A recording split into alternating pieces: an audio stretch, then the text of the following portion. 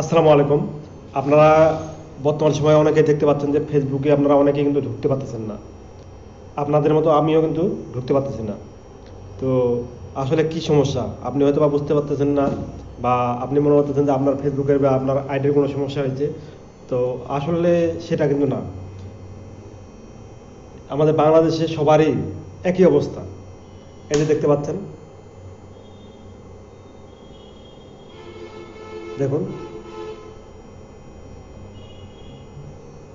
আমার কিন্তু log in করা ছিল। তো অটোমেটিক লগ আউট হয়ে গেছে। যখনই আমি ফেসবুকে ঢুকতে গেলাম, দেখলাম যে আমাকে ফেসবুক থেকে লগ আউট করে দেওয়া হলো। যখন আমি লগ ইন করতে যাচ্ছি তখন দেখুন,